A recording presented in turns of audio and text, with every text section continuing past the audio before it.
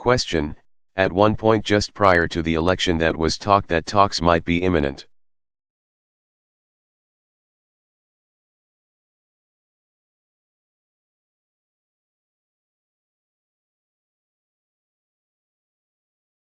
President Obama: That was not true, and it's not true as of today.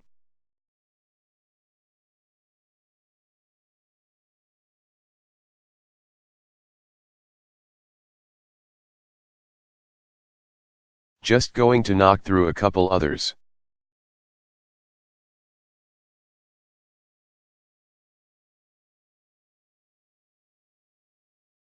Mark Landler. Where's Mark? There he is, right in front of me.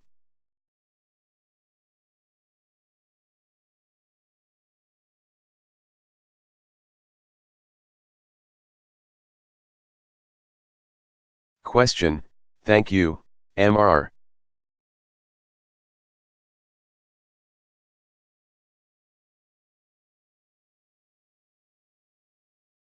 President.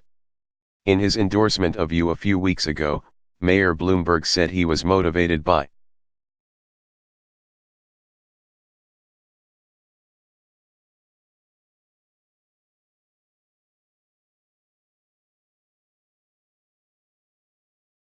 the belief that you would do more to confront the threat of climate change than your opponent.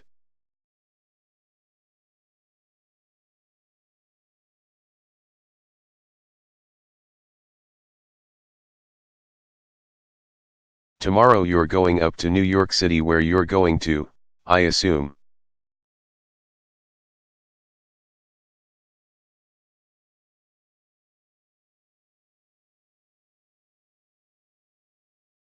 See people who are still suffering the effects of Hurricane Sandy.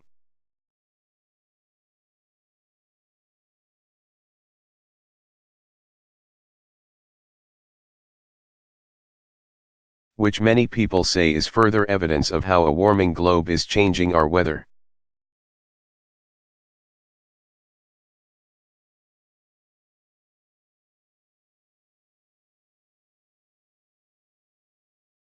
What specifically do you plan to do in a second term to tackle the issue of climate change?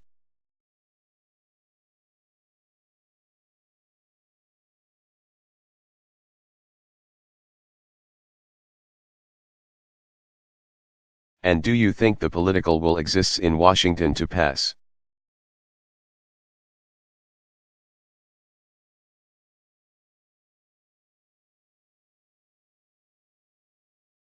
Legislation that could include some kind of a tax on carbon?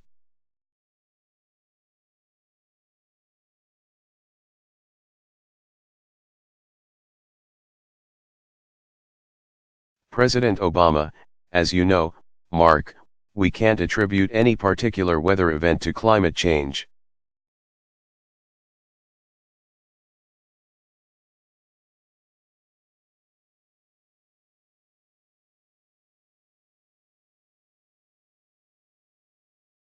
What we do know is the temperature around the globe is increasing faster than was predicted even 10 years ago.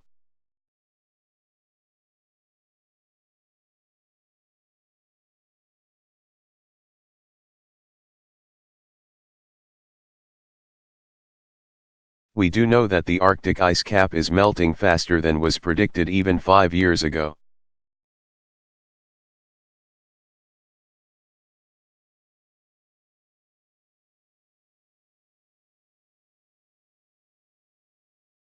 We do know that there have been an extraordinarily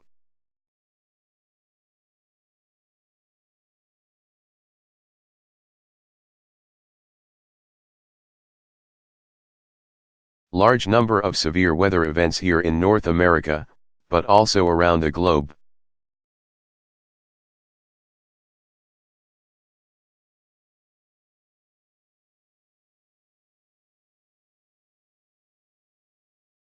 And I am a firm believer that climate change is real, that it is impacted by human behavior and carbon emissions.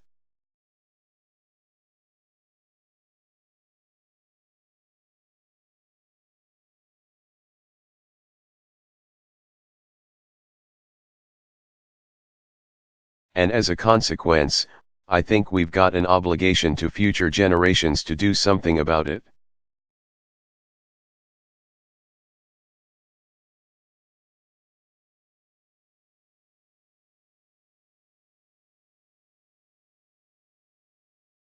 Now, in my first term, we doubled fuel efficiency standards on cars and trucks.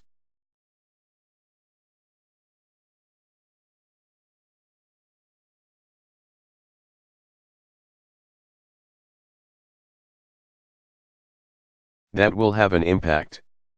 That will take a lot of carbon out of the atmosphere.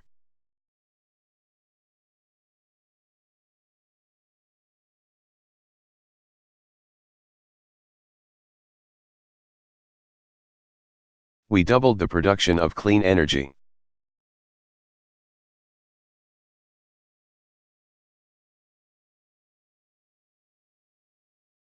Which promises to reduce the utilization of fossil fuels for power generation.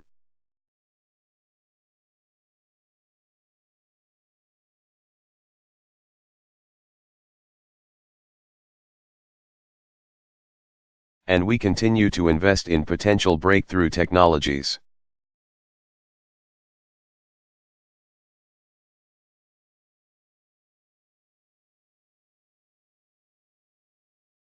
That could further remove carbon from our atmosphere.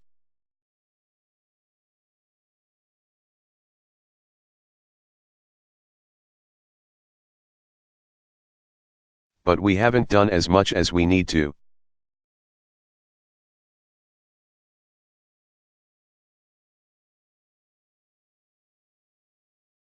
So what I'm going to be doing over the next several weeks, next several months.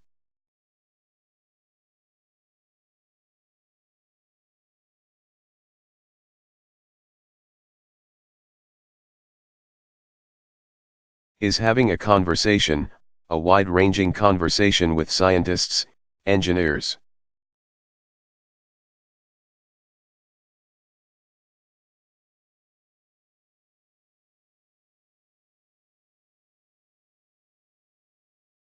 and elected officials to find out what more can we do to make a short-term progress in reducing carbons.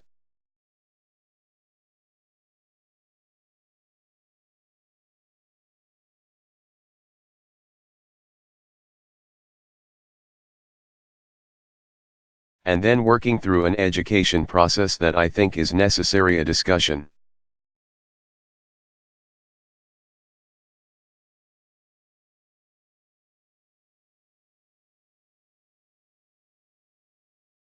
A conversation across the country about what realistically can we do long term to make sure that this is not something we're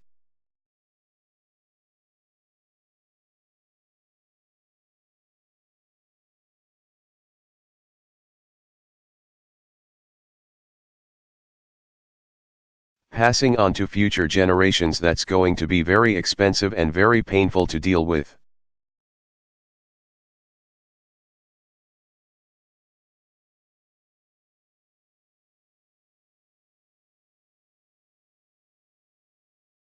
I don't know what either Democrats or Republicans are prepared to do at this point.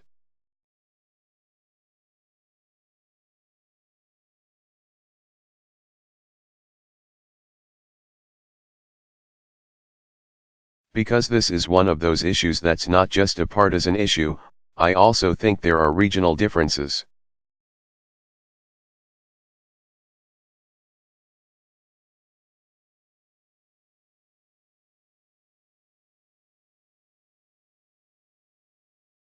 There's no doubt that for us to take on climate change in a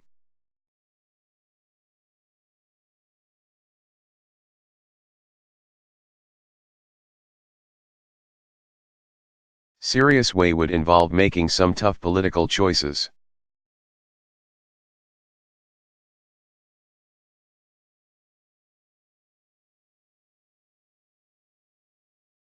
And understandably, I think the American people right now have been so focused.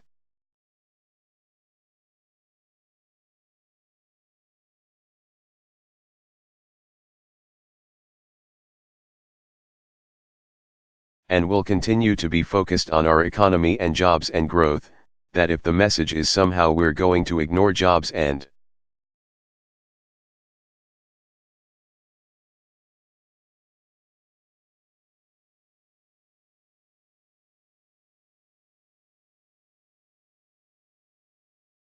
growth simply to address climate change, I don't think anybody is going to go for that.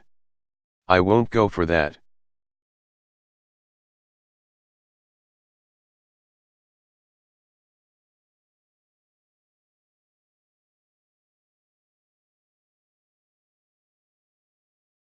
If, on the other hand, we can shape an agenda that says we can create jobs,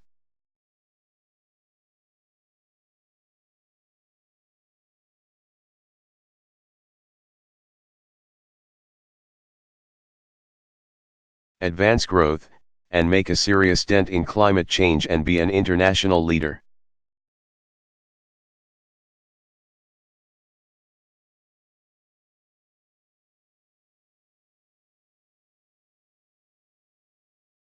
I think that's something that the American people would support.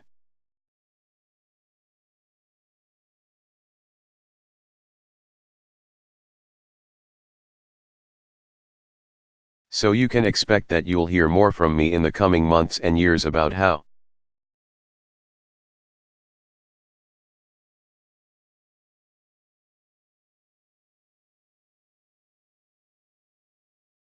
we can shape an agenda that garners bipartisan support and helps move this agenda forward.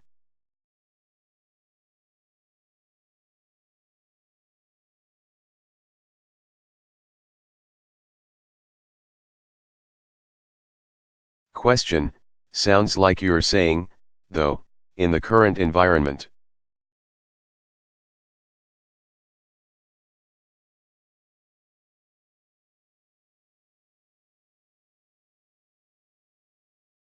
we're probably still short of a consensus on some kind of attack.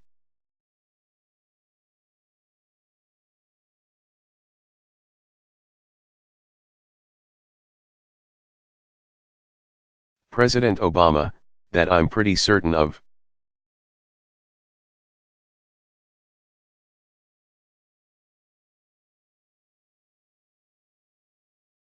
And, look, we're still trying to debate whether we can just make sure that middle-class families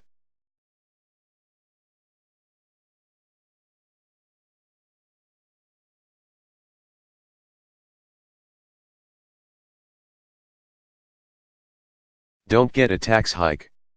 Let's see if we can resolve that. That should be easy. This one is hard, but it's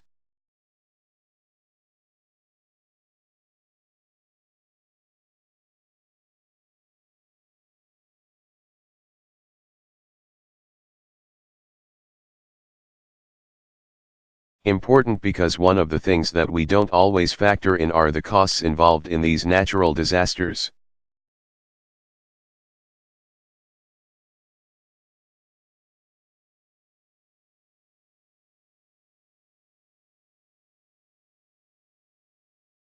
We just put them off as something that's unconnected to our behavior right now.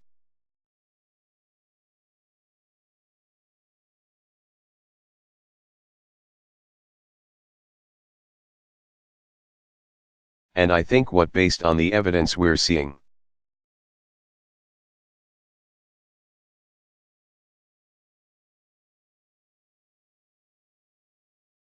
is that what we do now is going to have an impact and a cost down the road if we don't do something about it.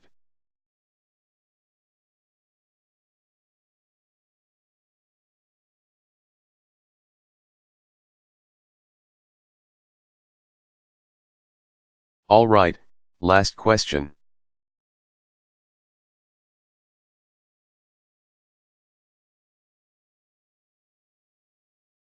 Mark Felsenthal. Where's Mark?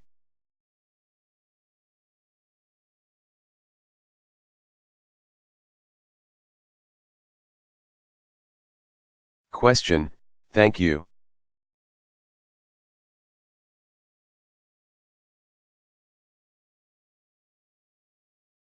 Mr. President, the Assad regime is engaged in a brutal crackdown on its people.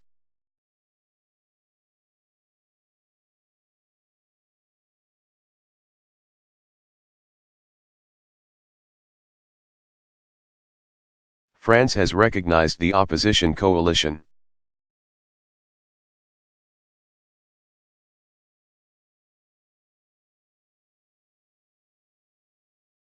What would it take for the United States to do the same?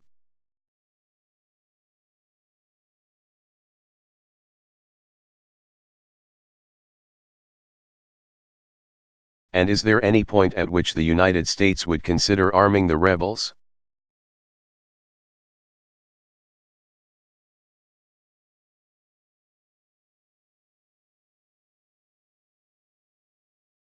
President Obama, I was one of the first leaders I think around the world to say Assad had to go.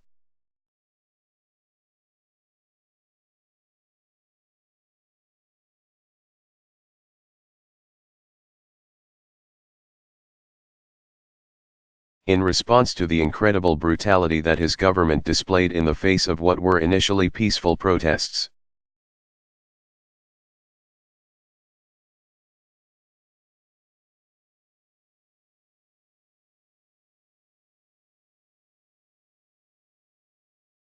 Obviously, the situation in Syria has deteriorated since then.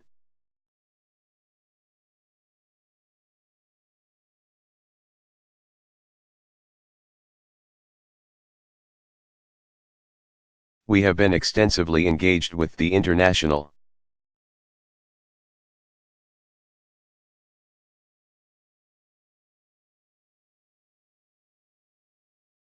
community as well as regional powers to help the opposition.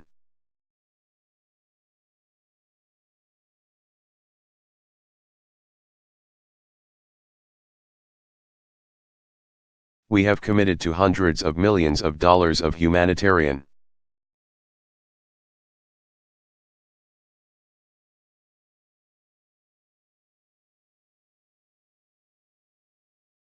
aid to help folks both inside of Syria and outside of Syria.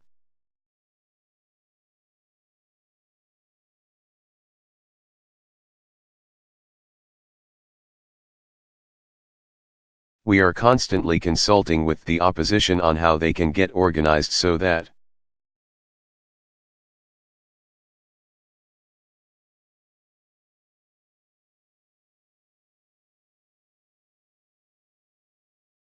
they're not splintered and divided in the face of the onslaught from the Assad regime.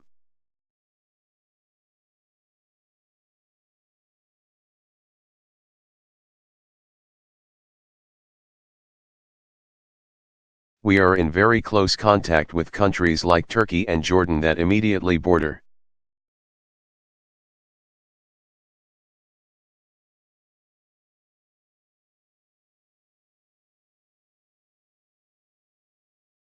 Syria and have an impact, and obviously Israel, which is having already grave concerns, as we do.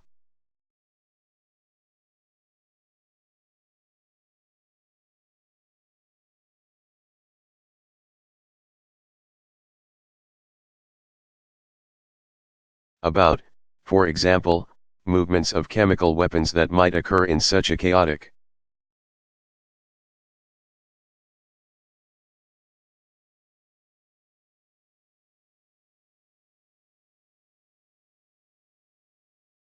atmosphere, and that could have an impact not just within Syria, but on the region as a whole.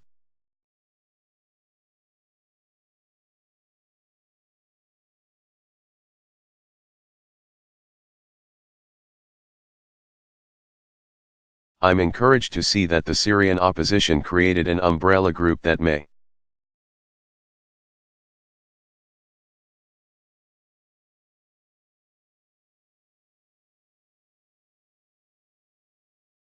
have more cohesion than they've had in the past. We're going to be talking to them.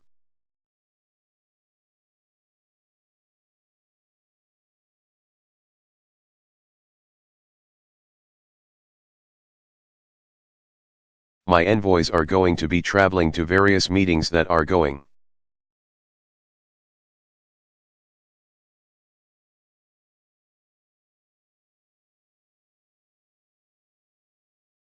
to be taking place with the international community and the opposition.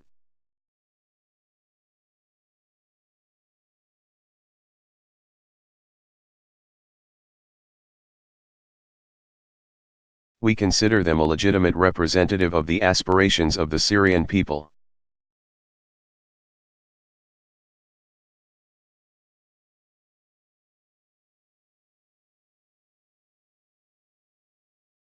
We're not yet prepared to recognize them as some sort of government in exile.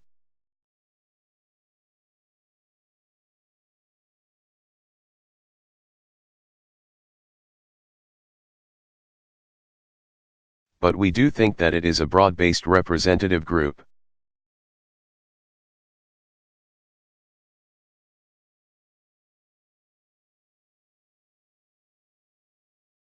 One of the questions that we're going to continue to press is making sure that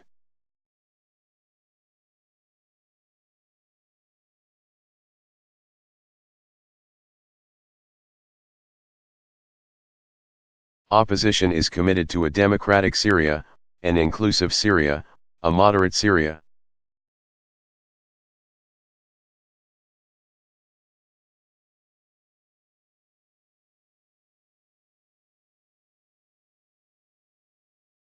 We have seen extremist elements insinuate themselves into the opposition.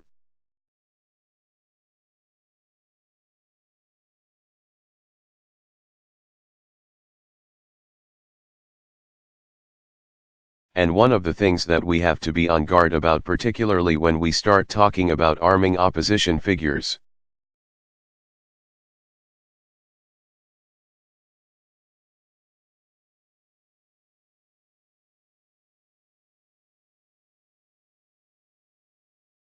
is that we're not indirectly putting arms in the hands of folks who would do Americans harm.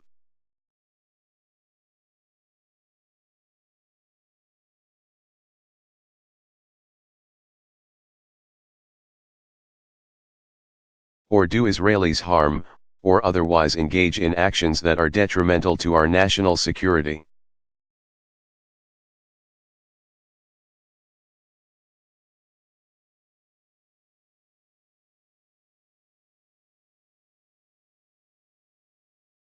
So we're constantly probing and working on that issue.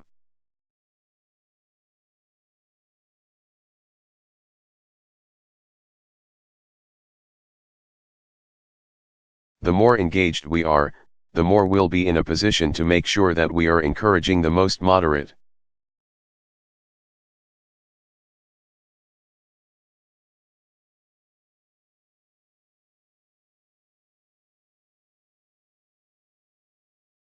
Thoughtful elements of the opposition that are committed to inclusion.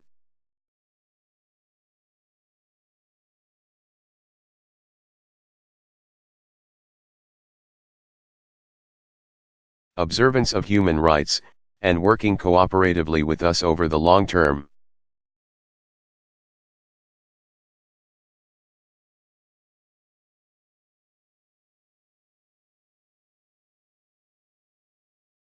Thank you very much.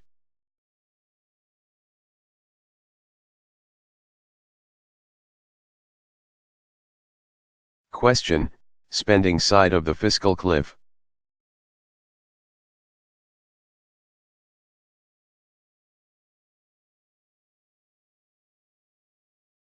On spending, the $1.2 trillion trigger.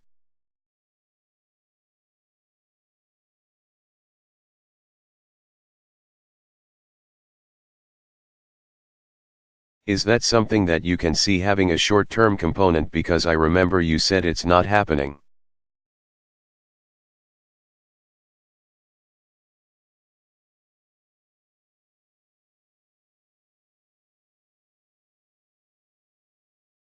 President Obama, that was a great question.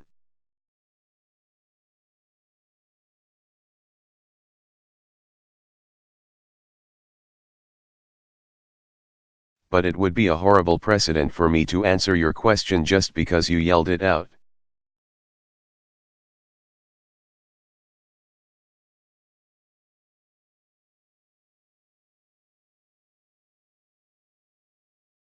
So thank you very much, guys.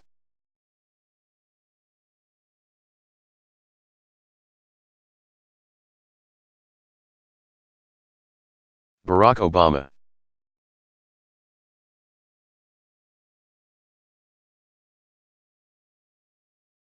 Address marking the 65th anniversary of D-Day.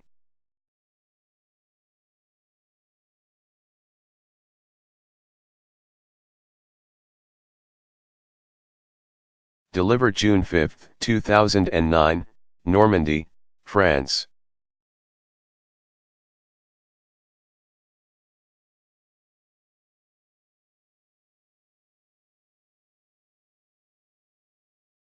Good afternoon.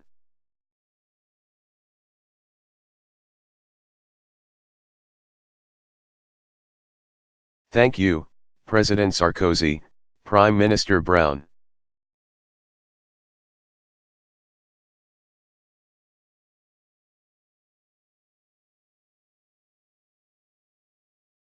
Prime Minister Harper, and Prince Charles for being here today.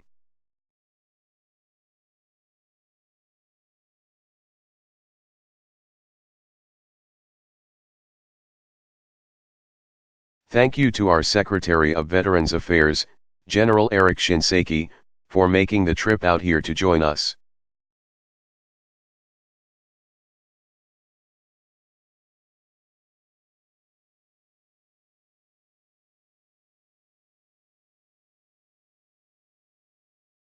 Thanks also to Susan Eisenhower.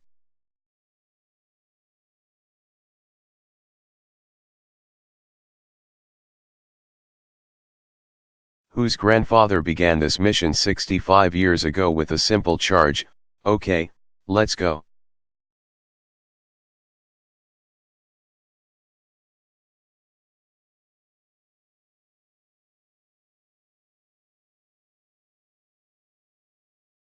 And to a World War II veteran who returned home from this war to serve a proud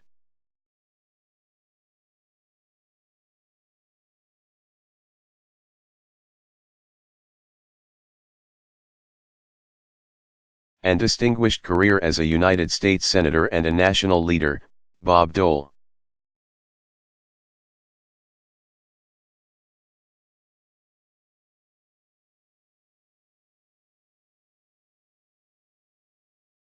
I'm not the first American president to come and mark this anniversary.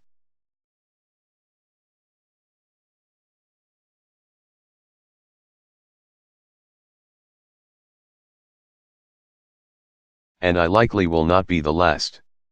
This is an event that has long brought to this coast both heads of state and grateful citizens.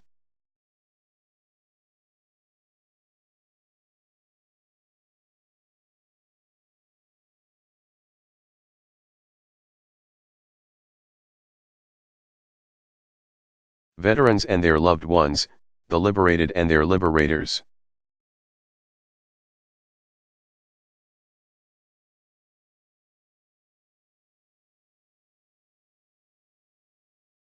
It's been written about and spoken of and depicted in countless books and films and speeches.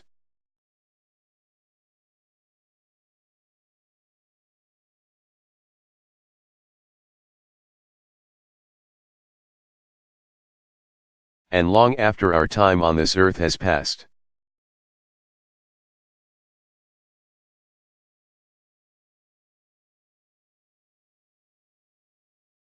One word will still bring forth the pride and awe of men and women who will never meet the heroes who sit before us, D-Day.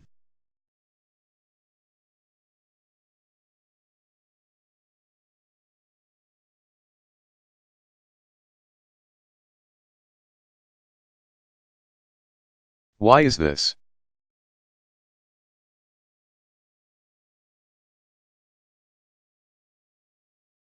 Of all the battles in all the wars across the span of human history,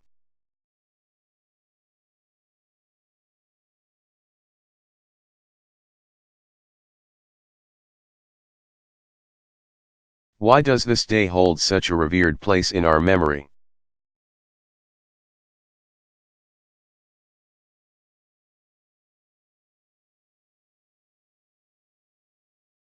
What is it about the struggle that took place on the sands a few short